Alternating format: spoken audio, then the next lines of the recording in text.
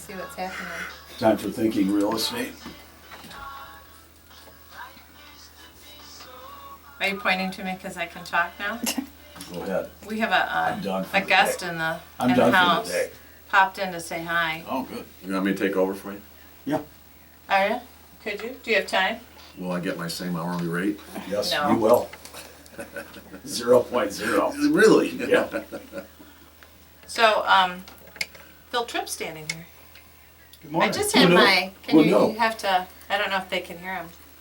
Good morning. Now they can. I just had my car fixed by him, Oh. and it was good. really cool. I left him a message this morning because I had to laugh. So yesterday or last week when I was here, I was driving out on Glengarry and right at the corner of Jack's. It's Glengarry right out here. Glenshire. Glenshire. And at the corner was a bag with a liquor bottle in it. And I didn't know if it didn't matter, it was trash. So I got out of my car and put it through it in my trunk. So when I picked up my car from Trips, it's sitting in the front seat. And I thought, oh my God, they must think I have a drinking problem. You spent all weekend figuring that one out. That story, didn't you? You can't make that up.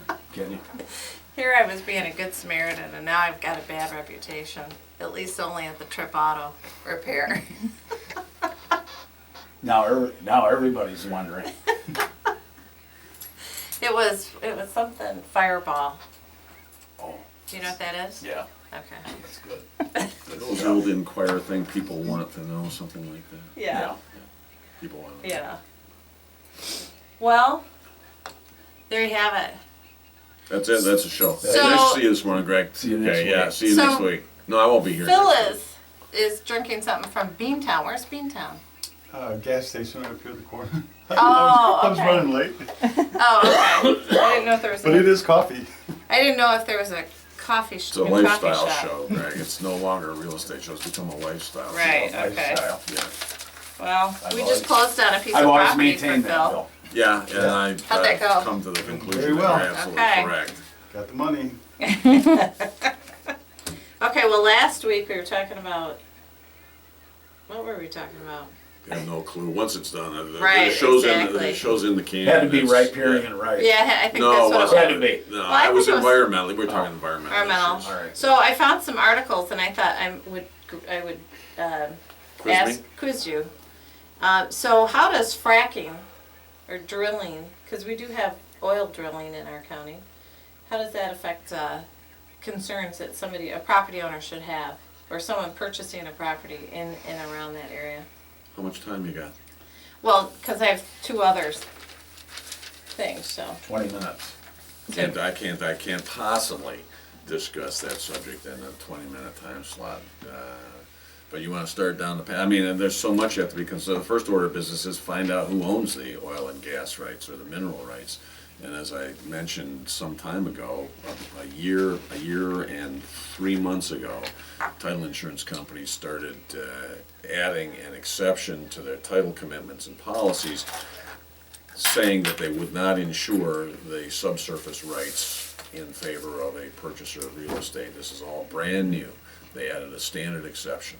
And they even, in the language on many of the policies said that even if they found an oil and gas lease or a reservation of a mineral or subsurface right in a deed, prior deed, they wouldn't show it on the title commitment or policy. And this was a huge, huge issue. So the first issue is, if you're buying property, find out what your commitment says with respect to the inclusion or exception of insurance for oil and gas and subsurface rights. If there is an exception for it, go immediately to the title company and get that exception removed. That's the first order of business. Second, if you do own the oil and gas rights, the next issue is going to be for a purchaser whether or not you're going to enter into a lease of the oil and gas rights or subsurface rights. What development rights are you going to give to the lessee, to the oil and gas company? There's something called a non-developmental lease where you don't allow any improvements, any structures on the surface of the property at all, so that your use of the land isn't interfered with. All they can do is drill subsurface from a wellhead off-site. That's one of the other issues. And another issue is, what's my royalty gonna be? Is it gonna be a 1/8 royalty, a 1/7 royalty, a 1/6? That's gonna depend upon how significant they think the reserves are on your property. A whole bunch of other issues that get negotiated in oil and gas leases as well. And again, it's something that you don't discuss in just 10 or 15 minutes, but there are a whole bunch of things that you worry about. Does that help you? What else? I mean, is there any, and fracking, I have clients who are opposed to fracking on an environmental basis. I don't necessarily share the same concerns. Fracking is the ability to extract oil and gas from shale, oil, gas, shale, and it's been around for 50 years. There are some environmental issues associated with it, but the jury's still out in some respects on whether or not there is an environmental hazard. You understand? Well, without going into the details of fracking, I do have clients who, as part of their leases, they say no fracking is to be permitted if the lessee exercises their rights to extract oil and gas. So let's bring Phil into the conversation. Oh. Do you own your island rights? Because you own 10 acres or something, don't Yeah, I you? don't know, I have 50, 50? but I don't have any oil. You have to repeat what he says, Laura, because you Okay, can't hear he's it. got Yeah, I have 50 acres, but I don't have any oil rights. I think that was done before I bought the property. Oh, so with that said, isn't there an expiration of, like, if they weren't retained with the property, doesn't that expire and then revert back to the property All owner right, at some point? the listening public ought to know that Greg just shoved his microphone over to Phil. Okay, and Phil, you weren't here earlier, but Greg is suffering from an awful yes, cold. I know. Yeah, don't get So close my to that. suggestion is don't kiss that microphone. That's just what I need. Yeah. So, yeah, there's something called the Dormant Minerals Act. Now, understand, even though it says Dormant Minerals Act, it applies only to the reservation of oil and gas rights. And in Phil's circumstance, let's suppose that there was a deed 40 years ago in which the seller of the property reserved all of the oil and gas rights to himself. Now, the Dormant Minerals Act says that if once the ownership of the oil and gas rights is separated from the ownership of the surface, that the owner of the oil and gas rights has to renew his interest by filing a notice with the Register of Deeds sometime after the expiration. I'm trying to think of the Dormant Minerals Act provisions, but I think it's sometime after 15 years, but before the expiration of 20 years. And it's just a notice that says I'm continuing my interest in the subsurface rights. If the holder of the oil and gas rights fails to file that notice within 20 years, the oil and gas rights would revert to the surface owner, which in this case, in this example, is Phil. So, depending upon how long ago that interest was reserved or created, and whether or not the holder of that interest recorded a notice under the Dormant Minerals Act, or actually engaged in production activity on the land. In other words, if there's an operating oil or gas well, that would continue the rights as well. But if those things didn't occur, then the subsurface rights, the oil and gas rights, reverted to the surface owner, in this case Phil. So maybe not a question on that line, but I have pipelines going through my property. My thought would be they probably wouldn't drill on property that had pipelines through it anyways. No, would they? pipelines are entirely different. That's an easement that was acquired by the pipeline company, whatever, how many years ago.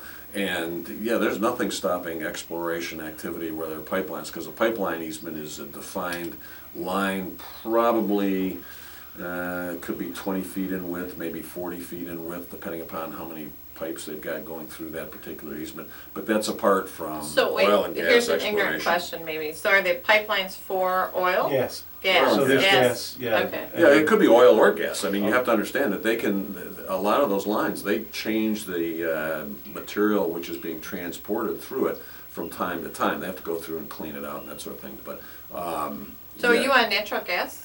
Well, I'm on a tank, where I'm at, we don't get to, we don't have. Well, actually, if there's a pipeline going through your property, Yeah. Phil, you know what I suggest you do is you drill a well right where the pipeline is. And what the hell, you got a ready source of oil. Right, maybe we'd have Might to be pay for interesting. Since they do meter the amount going in and the amount coming out, they would figure that there is a leak somewhere in the pipeline. So I was told this last weekend that Jackson has the most oil wells. Is that accurate? I don't And the know. state You know, machine? it would surprise me simply because I don't see a lot of wellheads as I drive around. You Well, see a lot out in Napoleon. You mind if I continue talking? There we You- go. Oh, while you there we interrupt? go. Okay. We wouldn't want to listen, we So, wouldn't want to disappoint our yeah, listeners. forgive me for talking while you interrupt. At any rate, how many oil wells do you see as you're driving up by Alma and Mount Pleasant? You see tons of them just along the expressway. You go up to Antrim County, Kalkaska County, all those counties are all kinds of, but it would be easy to find out because every one of the wells that is in existence has a permit up at the DEQ, and you can go to the DEQ website, you can actually find by county the wells that have been permitted in that particular county. So what would the number of wells, what would be the advantage of having a lot of Oh, wells? no, they said it was Just a very fact. productive. Okay. It was a person from the state was telling me that Jackson County was very productive, that there were. Yeah, lots over of- on the eastern side, eastern part of Jackson County, western part of Washtenaw County, they've been doing quite a bit of exploration. They were south of 94, they've moved north of 94 now, and so, yeah, they're doing it. I believe that most of those are fracking wells too, although I could be wrong on that. I know they came around my house and were testing, do The geo, yeah, yes, the but, size, geoseismic testing. yeah, it's a year plus ago, so evidently they didn't find anything. They didn't. No, they didn't might, they might have, you don't, So you don't maybe, know. I mean- maybe my ship will still come in. Right. Well, yeah, assuming you have the oil and gas rights, okay? Yeah, I don't, yeah, you're right. Yeah, but I mean, the thing about fracking too is you can do a single wellhead, you do a vertical well down, and then when you hit the bottom hole, you can go any direction horizontally now with the technology we have. And I think the longest fracking well, I don't know if this is Michigan or in the United States, but I think it's 5 miles.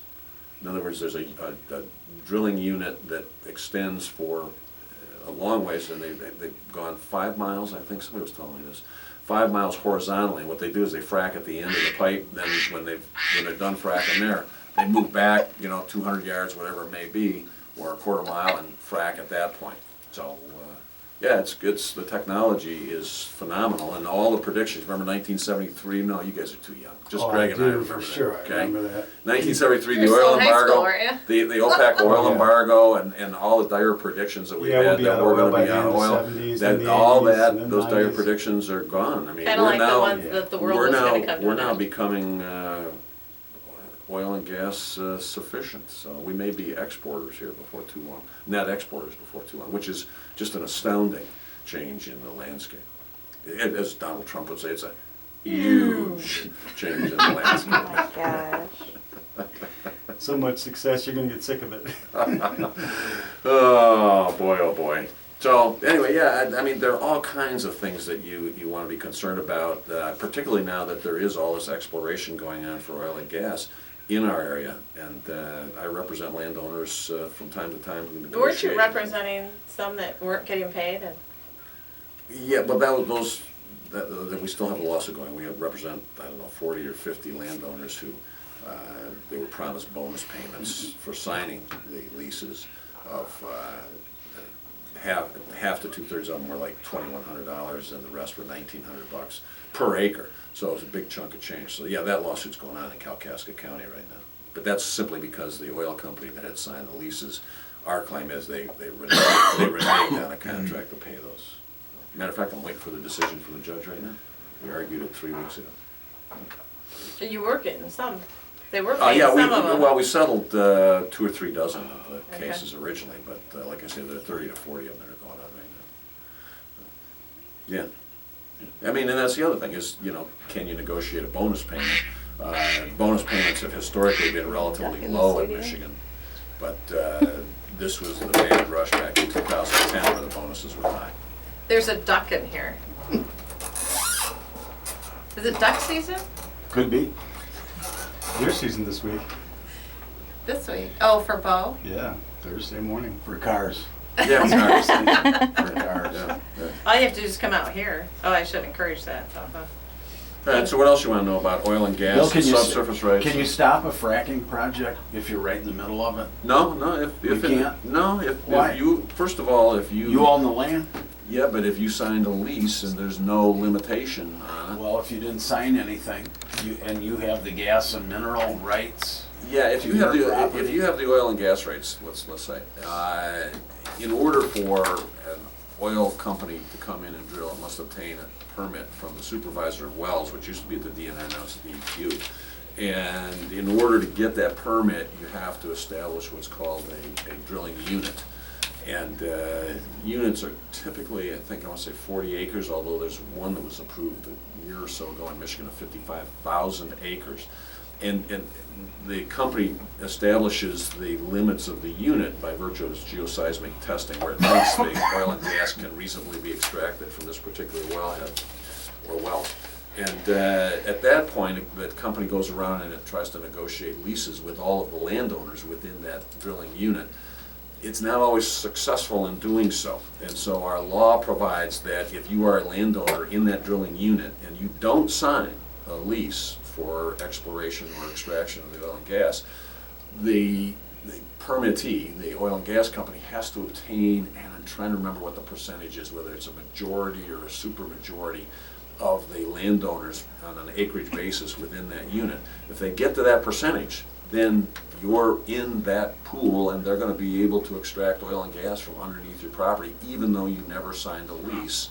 And then they must pay you, I believe it's, I got to look at the statute, I think it's a 1/8 royalty that they still have to pay you even though you never signed a lease. So there is a way for an oil company to extract oil and gas from your property without your consent, as long as it gets that percentage within the. And they would be paying everybody, right? Oh yeah, they're paying everybody under the lease. Now, some of the people under the lease might be getting a 1/6 royalty that they negotiated, but the statute provides for, again, I believe it's a 1/8 royalty. I'm getting asked questions here. I thought we were going to talk about dower and marital rights in light of the Obergefell decision by the U.S. Supreme Court. So Laura surprised me once again with questions that Well, I didn't do any prior research on, so I'm just I talking off the thought top you were of my head. brilliant, naturally. You still think that, right?